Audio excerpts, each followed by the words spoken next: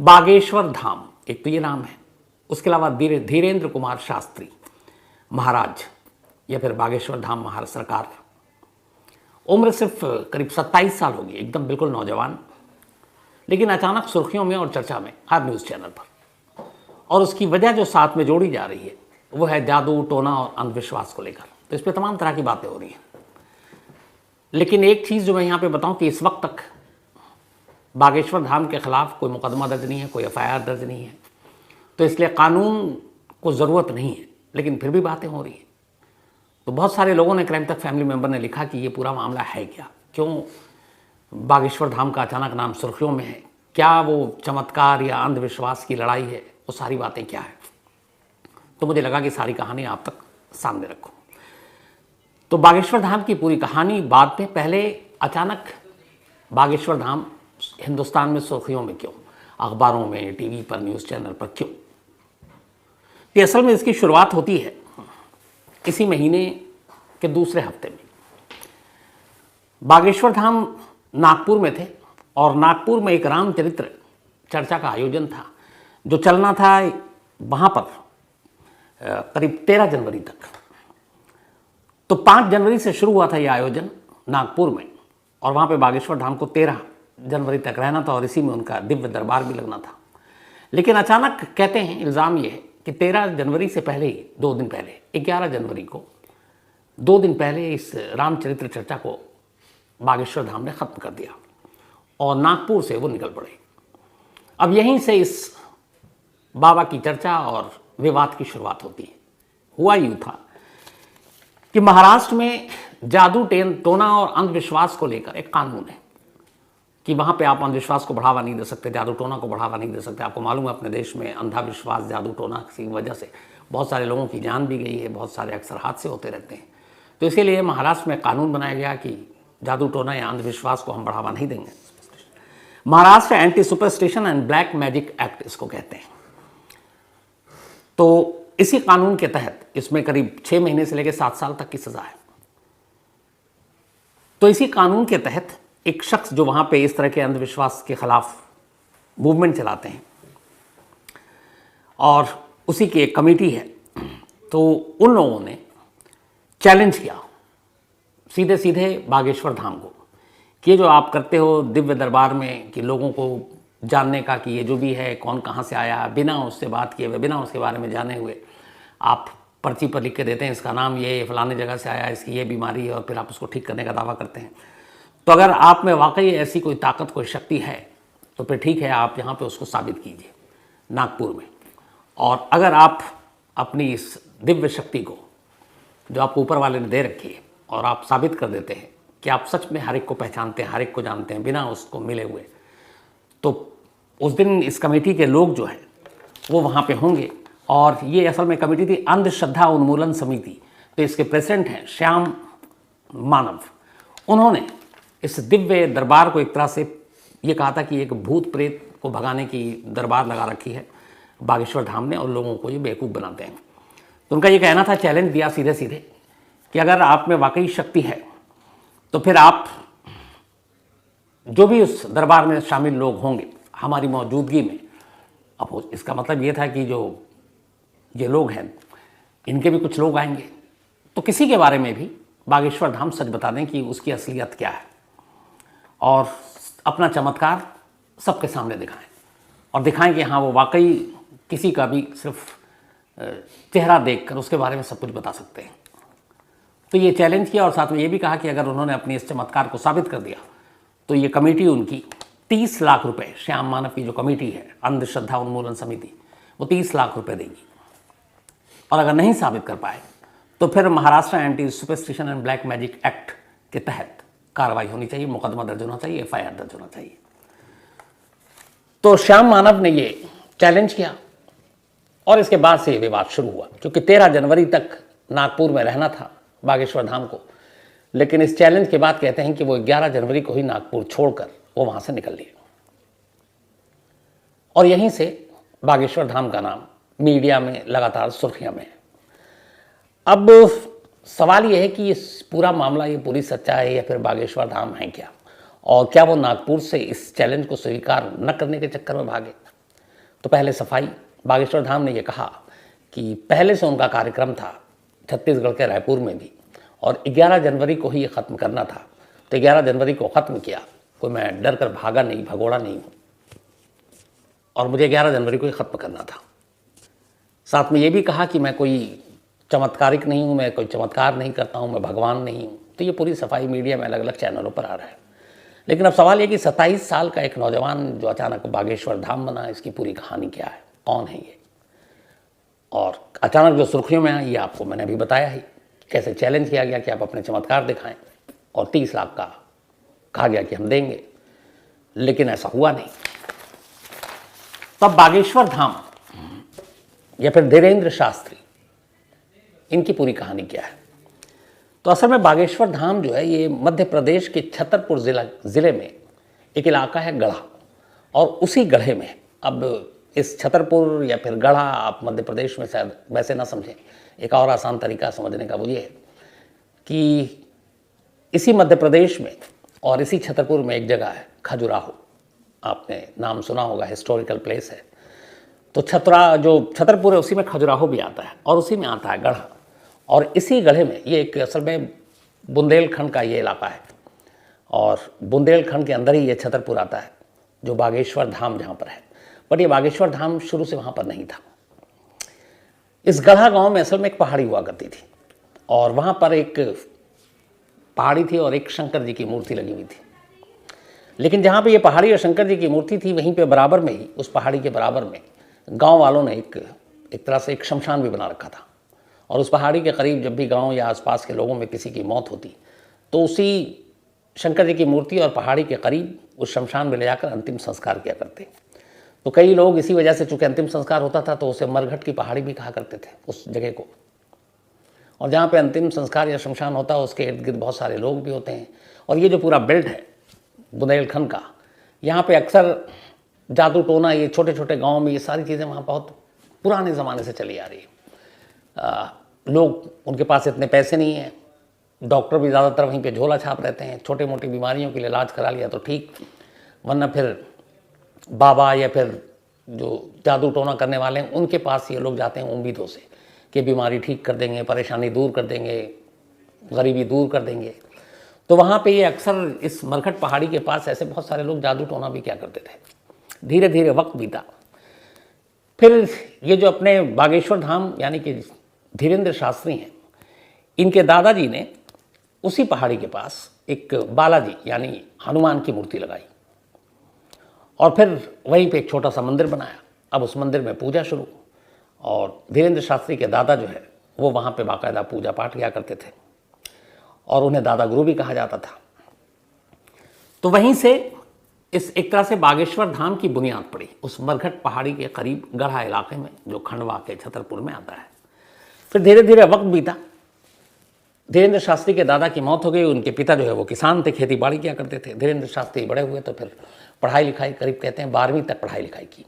12वीं तक पढ़ाई लिखाई करने के बाद फिर वो भी इसी मरघट पहाड़ी की तरफ रुख करते हैं, जहाँ दादा ने ये मंदिर बनाया, हनुमान जी की मूर्ति लगाई, और उसी जगह पर अब ये एक बागेश्वर धाम धीरे धीरे एक तरह से कहें तो सामने आता है।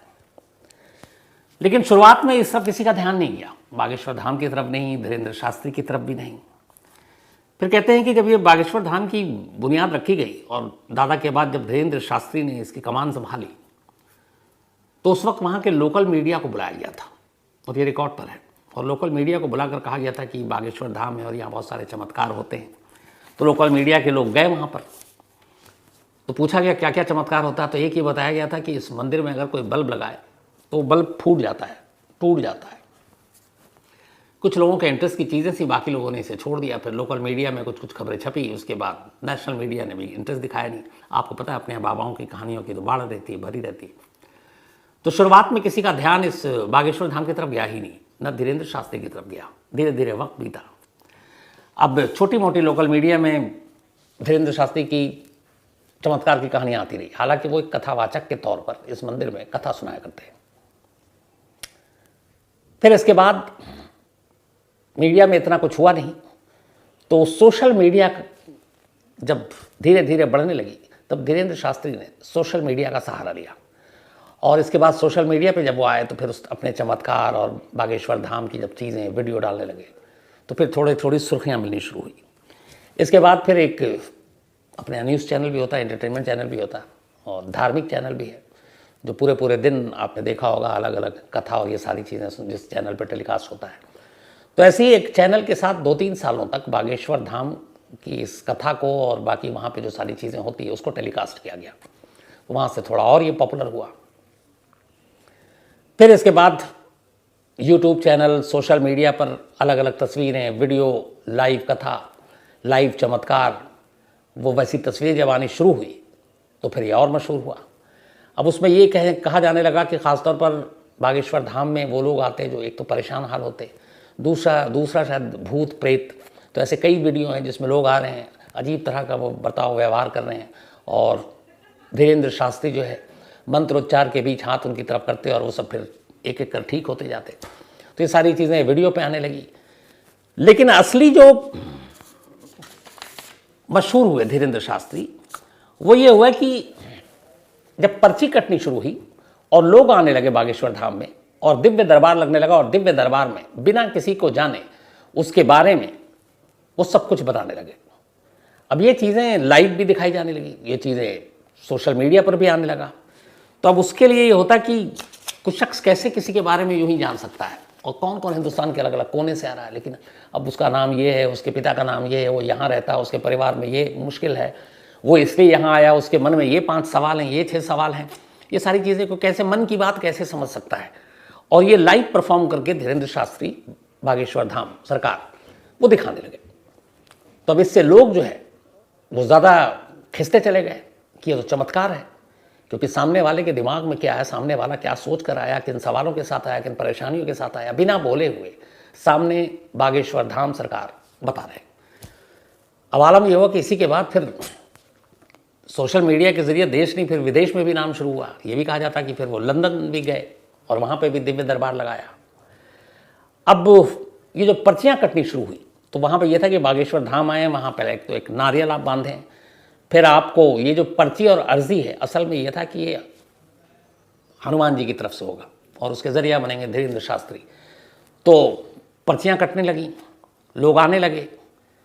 अब इतने सारे भीड़ और लोग आने लगे कि हर एक के तो नंबर आ नहीं सकता था, लेकिन उनमें से कुछ ही लोगों के नंबर आते। कुछ लोगों ने इल्ज़ाम लगाया कि जो पर्चियाँ कटती थी उसमें 1000 रुपये लिए जाते थे और 1000 में से अगर मान लो 10,000 लोगों की पर्चियाँ ली गई तो कुछ 5, 7, 10, 20 बस वही उन्हीं की बातें हो रही है, बाकी सब की बातें नहीं हो रही हैं।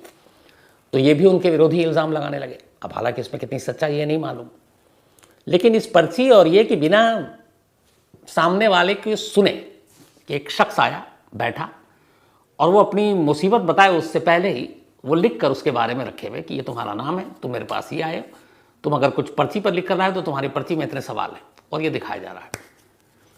तो इससे और ज़्यादा फेमस होने लगे। तो अब यही था, इसी को लेकर फिर नागपुर में जो शुरू हुआ कि दिव्य दरबार के नाम पर एक प्रेत दरबार लगाते, भूत प्रेत भगाते और सामने वाले को मतलब बिना जाने हुए उसके बारे में सब कुछ बता रहे। तो ये ज्ञान कहाँ से आ सकता है? हालांकि बहुत सारे लोग कहते हैं उसको माइंड रीडिंग और क्या क्या चीज़ें हैं, लेकिन खैर उसके बारे में मुझे जानकारी इसलिए नहीं बताऊँगा, मैं सिर्फ फैक्ट्स रख रहा हूँ। तो विवाद वहाँ से शुरू हुआ नागपुर से, और मशहूर जो हुए बागेश्वर धाम वो इस वजह से कि सामने वाले को बिना कुछ जाने वो उसके बारे में सब बता रहे हैं। अब यहाँ तक तो ठीक है। अब आज का एक किस्सा है और आप लोगों से पता नहीं किसकी पहुँच है, वहाँ तक देखना चाहिए, लेकिन मुझे भी मालूम नहीं उस चैनल का नाम। आज बागेश्वर धाम इस वक्त छत्तीसगढ़ में है, रायपुर में, और 19 तारीख से उनका वहाँ पे भी दिव्य दरबार और वो कथा चल रही। और आज खुद मैंने जब देखा तो उसमें था कि उनका ये कहना था कि शासन प्रशासन ने कहा है कि 4 लाख लोग आज मौजूद हैं पंडाल में, भीड़ विजुअल में दिख रहा है। अब इसी दौरान ये न्यूज़ चैनल पर और मीडिया में अंधविश्वास, जादू टोना और लेकर बागेश्वर धाम पर उंगलियाँ उठाई जा रही है। तो आज तमाम नेशनल टीवी के जो रिपोर्टर थे वो उस जगह पर मौजूद, और ये था कि बागेश्वर धाम से सवाल पूछना है कि जो इल्ज़ाम लग रहा है आप नागपुर से क्यों भागा है, आप चमत्कारिक आदमी हैं, आप चमत्कार करते हो, आप कैसे जान लेते हो सामने वाले के मन में क्या चल रहा है, आप बोलते हो, सारी चीज़ें पूरे विवाद को लेकर। तो हुआ ये कि इसको लेके बागेश्वर धाम थोड़े नाराज़ भी। आखिरी में ये वीडियो आप लोग ज़रूर देखिएगा, बागेश्वर धाम के ही शायद चैनल पे है, तो कहीं टाइप करके आप देखिएगा, मिल जाएगा। तो उसमें लास्ट में ये होता है कि बागेश्वर धाम कहते हैं कि मेरे ऊपर अंधविश्वास और इन सारी चीज़ों का इल्ज़ाम लगाया जा रहा है। फिर वो चुनौती देते हैं कि ये जो मीडिया मेरे को बदनाम कर रही है, मैं सनातनी हूँ, सनातनी धर्म की रक्षा कर रहा हूँ, लेकिन मुझे अंधविश्वासी बताया जा रहा है और कहा जा रहा है कि मैं नागपुर से डर के भागा, मैं भगोड़ा। पर बोले कि आज मैं बताता हूँ कि मैं अंधविश्वास नहीं फैला रहा और मैं साबित करूँगा। अब एक ओपन प्लेटफॉर्म पर जहाँ मीडिया के तमाम लोग हैं, पंडाल में लाखों भक्त हैं, और बागेश्वर धाम कहते हैं कि आज मुझे मेरे मतलब हनुमान ने इजाज़त दी है, तो आज मैं पहली और आखिरी बार सफाई दूंगा और उसके बाद कभी सफाई नहीं दूंगा खुद पर लगे इल्ज़ामों के बारे में। इसके बाद दो चीज़ें होती हैं, वो देखना बड़ा इंटरेस्टिंग होगा उसमें, वीडियो अगर आप लोग देखें तो। हम लोग दिखा नहीं सकते क्योंकि वो कॉपीराइट का इशू है। पहला, वो मीडिया वाले से कहते हैं कि आप लोग आपस में तय कर लो कि आप में से 2 रिपोर्टर ऐसा कौन है जो मेरे सामने आएगा, और उन 2 रिपोर्टर के मन में क्या चल रहा है, वो कौन है, क्या है, कहाँ से आया है, उसका परिवार क्या करता है, मैं बता दूंगा।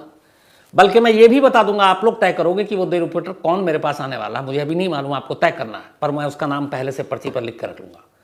यानी कि जब तक आप तय करोगे, मुझे पता है पहले से कि इस सारे मीडिया की जो भीड़ है वहाँ पे करीब 30-40 चैनल के जो रिपोर्टर थे, शायद ज़्यादा हों, तो उनमें से 2 कौन आएगा, ये जो 30-40 आपस में तय करेंगे, वो मुझे पहले से मालूम है और मैंने पेपर में लिख लिया। थोड़ी देर तक फिर इधर उधर होती है, कुछ और वो बात करते, फिर कहते हैं कि लगता है आप लोग आपस में तय नहीं कर पा रहे, तो चलो पहला मैं करता हूँ, मैं ही बुलाता हूँ।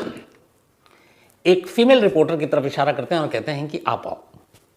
एक महिला रिपोर्टर बागेश्वर धाम के करीब जाती है, कहते हैं चलो तुमको तो मैंने बुला लिया। बहुत सारे लोग कैसे कह सकते हैं कि हमारी पहले से जान पहचान है, हमारी सेटिंग है कि तुमको बुलाया ताकि हम लोगों को बेवकूफ़ बना सके, और हम एक दूसरे के बारे में जानते हैं सब कुछ, तो अब इसको कैसे साबित किया जाए, तो एक काम करो।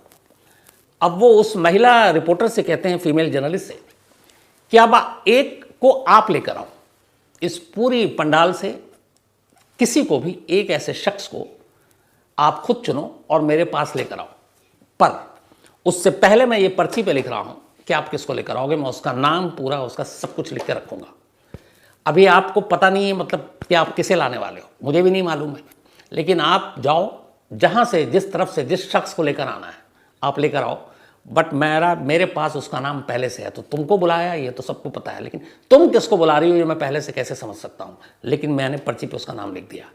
इसके बाद वो कैमरा चलता है और वो फीमेल जो रिपोर्टर है वो घूमती है पंडाल की तरफ, अपने जर्नलिस्ट साथियों में से किसी को नहीं लेती है, और बहुत आगे जाने के बाद वो एक महिला की तरफ इशारा करती है और उस महिला को अपने साथ लेकर आती है। अब वो जब वो महिला को साथ लेकर आती है तो पर्ची पहले ही बागेश्वर धाम ने लिख रखा था, वो पर्ची उठाते हैं, उसके बाद वो महिला के बारे में बताते हैं, उसके बच्ची थी शायद, तो उसके पैर में कुछ प्रॉब्लम, बीमारी, वो सारी। तो ये उन्होंने फिर सबके सामने कहा कि देखो मैंने इस जर्नलिस्ट को तो बुलाया, लेकिन ये किसे बुलाएगी मुझे नहीं मालूम था, पर उसके बारे में मैं पहले से रखा हुआ था। ये पहला हो गया। अब फिर ये कहते हैं कि अब तो कोई मुझे अंधविश्वासी नहीं बोलेगा, उसका कहते हैं एक लास्ट चांस और देता हूँ। फिर वो एक नाम लेते हैं और कहते हैं कि ये नाम है, इस नाम के साथ यहाँ पे खड़े हुए किसी एक जर्नलिस्ट का रिश्ता है, वो उसका शायद रिश्ते में चाचा लगता है, तो जिसके चाचा का नाम ये है वो रिपोर्टर मेरे पास आ जाए। इत्तेफाक से एक रिपोर्टर एबीपी न्यूज़ चैनल के आगे आता है और वो बताता है कि हाँ ये नाम जो आपने बताया वो शायद चाचा ही थे। फिर वो पर्ची उठाते, उससे पहले उसी का नाम लिखा हुआ है कि तुम्हारा एक भतीजा है, भतीजे का नाम ये है। बोलता हाँ यही है। तुम्हारे भाई ने अभी कोई नया घर खरीदा है, तो रिपोर्टर कहता हाँ 2 दिन पहले ही गृह प्रवेश हुआ है।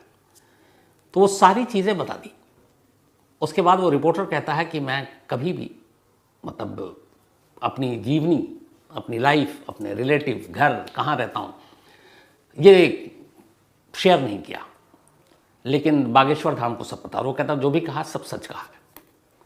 अब इसके बाद वो कहते अच्छा तुमको एक सवाल पूछने का मौका देता हूँ। हालांकि यहाँ पे उस रिपोर्टर ने थोड़ी गलती कर दी, उसने सवाल खुद के बारे में ही पूछ लिया। उसने कहा कि मैं अपने मीडिया के पेशे में और कितना बेहतर कर सकता हूँ, कैसे कर सकता हूँ ये बताइए, जबकि उसको सवाल बाबा से ही रिलेटेड कुछ पूछना चाहिए था। खैर इस पर बागेश्वर धाम ने कहा कि तुम्हारी उन्नति, तरक्की होगी, प्रमोशन होगा, ये सारी चीज़ें। फिर 2 मंत्र लिख के दिया कि ये मंत्र पढ़ना और बेहतर करोगे। और फिर अचानक सबसे जो मतलब इस पूरी कहानी का जो सबसे इम्पॉर्टेंट पार्ट आता है वो अब आता है। ये करने के बाद अब बागेश्वर धाम कहते हैं एक तरफ एक और पर्ची थी उठाया, कह रहा तुम्हारे लिए एक और पर्ची रखी हुई है। इस पर्ची में वो चीज़ें लिखी हैं मैंने जिसका राज सिर्फ तुम जानते हो या मैं जानता हूँ और कोई नहीं जानता। साथ में वो एक लाइन बोलते हैं कि इस पर्ची में एक कमरे का पूरा सच है। उसके बाद वो फिर कहते कि मैं सार्वजनिक रूप से नहीं पढ़ूंगा, लेकिन हाँ तुमको भरोसा हो जाए 2 लाइनें तुम पढ़ सकते हो। उसके बाद वो आधा मोड़ के उस रिपोर्टर की तरफ करते हैं और 2 लाइन बोलते हैं कि वो आएगा और उसकी मतलब एग्जैक्ट कुछ लाइन मैं भूल रहा हूँ, बट 2 लाइन। अब वो कैमरा जो है बागेश्वर धाम और रिपोर्टर पर है, दोनों पर। रिपोर्टर का चेहरा जो है वो एकदम मतलब हैरत में है और फिर वो पर्ची रख ली जाती है। अब रिपोर्टर जो है उसी मंच से बागेश्वर धाम की जय हो, बाबा बागेश्वर धाम की जय हो और मैं पूरा भरोसा करता हूँ, वो सब कुछ बोल देता है। और इसके बाद खैर वहाँ से ये सभा खत्म हो जाती है। तो जर्नलिस्ट को अपनी वो दिखाने के लिए कि अंधविश्वास ही नहीं हूँ मैं, ये भी, और दूसरा 2 जर्नलिस्ट को, बाकी जर्नलिस्ट को दिखाने के लिए कि मुझे सब पता है, ये भी लाइव उस चैनल पर लिखा है। इसका आपको लिंक मिल जाएगा, आप अगर देखेंगे बागेश्वर धाम में कहीं भी। तो ये हुआ। अब सवाल ये कि 27 साल की उम्र में ये चलो जादू टोना या शक्ति कहाँ से है, इसके अलावा और क्यों विवाद में रहे। बागेश्वर धाम पर विवाद एक तो एक बयान को लेकर हुआ था हाल में, पठान फिल्म आ रही है कि पठान फिल्म का बायकॉट करो। एक और विवाद शुरू हुआ था कि एक बुलडोज़र खरीदो, सब कमज़ोर मत बनो, उसको लेकर काफ़ी विवाद मीडिया में रहा। एक तीसरा था छूत और अछूत को लेकर कि एक शख्स आया विजय नाम का और कहते हैं कि वो वीडियो चल रहा था और वो जब आ रहा पैर छूने लगा तो बागेश्वर धाम ने कहा कि नहीं तुम पैर मत छू, अछूत हो। लेकिन खैर उसके ऊपर सफाई भी दी और बाद में उस वीडियो में ये कहते हुए सुनाया जा रहा कि तुम पैर मत छू, हम अछूत हैं। तो बागेश्वर धाम ने खुद के लिए बात कही। अब इसकी सच्चाई नहीं मालूम कि ये बाद में हुए या पहले से यही था। तो कुल मिलाकर चमत्कार, विश्वास, अंधविश्वास, इन सारी चीज़ों की वजह से एक बाबा पिछले 3-4 दिनों से अपने देश में बाकी तमाम मुद्दों को छोड़कर सुर्खियों में हैं, हेडलाइंस हैं, इंटरव्यू के लिए होड़ मची हुई है और आगे आगे देखिए होता है क्या। तो बहुत सारे लोग की फरमाइश थी आज स्पेशली कि आप बागेश्वर धाम की कहानी सुनाएं, तो इसीलिए मुझे ये कहानी आपको सुनानी पड़ी। और मुझे लगा कि चूँकि अभी 2 चीज़ें एक और हैं, हाँ एक इम्पॉर्टेंट चीज़ रह गई। कहते हैं कि ऐसी बहुत सारी पर्चियाँ जो कटती हैं, पर्चियाँ मिलती हैं जो जिनकी अर्जियाँ लग जाती हैं और फिर बागेश्वर धाम बताते हैं, उसमें एक और चीज़ है। जिस किसी के खिलाफ पुलिस केस है, कोई मुकदमा दर्ज है या उसने कानून तोड़ा है या जुर्म किया है, उसके बारे में बागेश्वर धाम उसको कोई उपाय नहीं बताते और ना कुछ बताते हैं। तो ये किसी ने पूछा ऐसा क्यों, तो ये कि कहीं ऐसा ना हो कि इस चक्कर में वो कानून के लपेटे में आ जाए। तो कभी भी जो इस तरह के कानून का उल्लंघन करने वाले पहुंचते हैं कि अब मान लीजिए अगर कोई पुलिस से भागा हुआ और बाबा से जाकर पूछ दे भागा हुआ और कैसे भागते हुए बच सकता हूँ, तो ये एक तरह से रास्ता दिखाना हो जाएगा। तो ऐसे में तो फिर कानून की कई धाराएं लपेटी जा सकती हैं। तो ये भी कहा जाता है कि इस तरह के लोगों का जो क्रिमिनल हैं या फिर कानून को जिनकी तलाश है, उसके बारे में कोई उपाय नहीं बताया जाता है। तो ये थी कहानी।